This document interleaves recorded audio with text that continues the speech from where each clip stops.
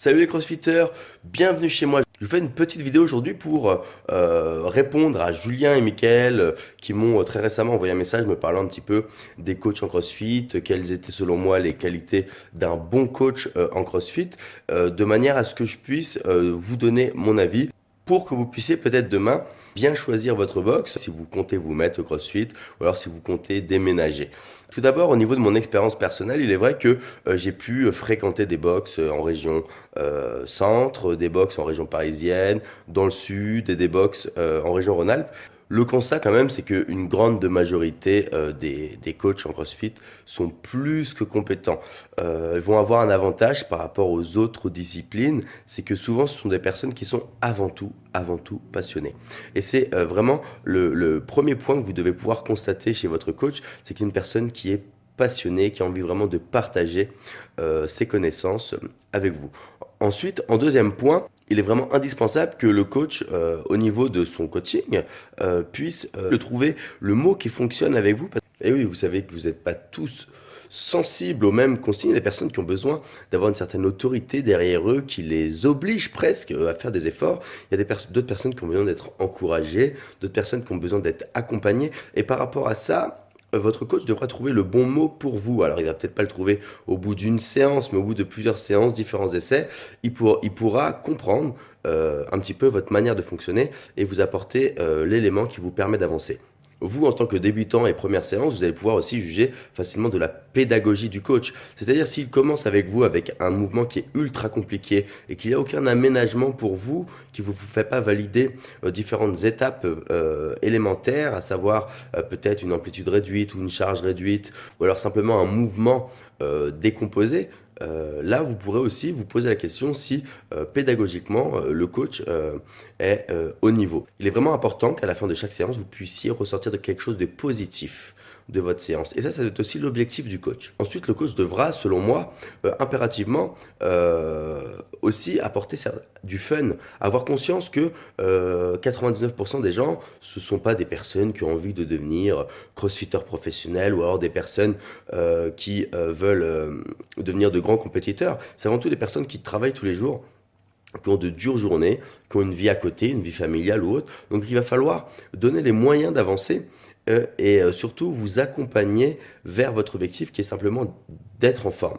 Ensuite, ça va aussi avec la passion. C'est quelqu'un qui doit suivre les nouveautés, suivre ce qui se passe dans le monde du CrossFit. On a déjà rencontré quelques-uns, mais c'est vraiment très très très rare.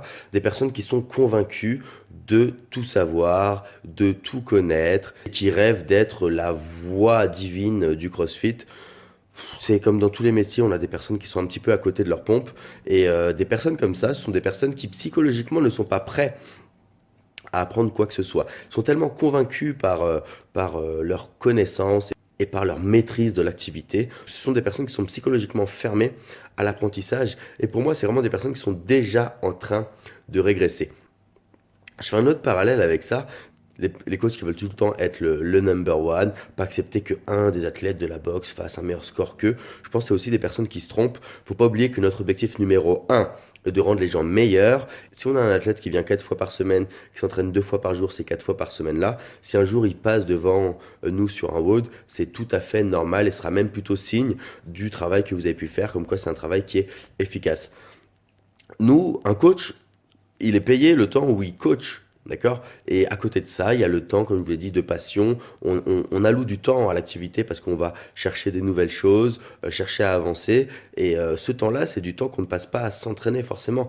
Donc on peut se retrouver avec des coachs qui font 4, 5 séances par semaine, mais qui malheureusement font moins de séances que certains de leurs athlètes et qui se retrouvent moins bons que certains de leurs athlètes. Et bah c'est 100% normal. Votre coach doit avant tout vous rendre meilleur et il doit être en mesure de vous démontrer les choses, de vous expliquer les choses. Je prends l'exemple de un coach que j'ai rencontré moi en région parisienne qui n'arrivait pas à passer un muscle up. Par contre, j'ai suivi son WOD, j'ai suivi son enseignement, j'ai trouvé plus que percutant, plus que pertinent. Il arrivait à faire en sorte que les gens aient les bonnes consignes, aient les bonnes méthodes pour passer leur muscle-up. Lui n'était pas en mesure de le faire, mais il était en mesure d'aider ses athlètes. Et ça, c'est le rôle du coach. Le rôle du coach n'est pas d'être le meilleur de la boxe, il n'est pas de gagner quoi que ce soit. D'accord? Faire en sorte que vous, demain, vous soyez meilleur. Et ça, il faut vraiment pas l'oublier. Moi, j'ai rencontré à 95% des coachs qui étaient plus que compétents, mais malheureusement, certains d'entre eux qui ont la tête un peu trop grosse, des chevilles un peu trop grosses, avec le temps, ce sont des personnes qui vont stagner dans leurs notions, stagner dans leur rapport avec les gens. Il va falloir, pour certains, penser à dégonfler un petit peu le melon et à vraiment prendre conscience que le métier, vous l'avez choisi pour aider les gens, pas pour être mis en avant, pour être la personne la plus forte, la personne qu'on regarde. Ça, on n'a rien à secouer. Si jamais vous étiez la meilleure de quoi que ce soit, vous auriez déjà une médaille d'or autour du cou ou quelque chose dans ce sens-là. Donc le coach, c'est aider les gens avant tout. D'accord? Voilà un petit peu ma vision du coach et essayer de constater ces différentes choses pour lorsque vous choisissez une box pour déjà vous faire une idée de l'endroit où vous mettez les pieds. Je vous remercie, je vous dis à très bientôt pour une prochaine vidéo. Allez, ciao les machines.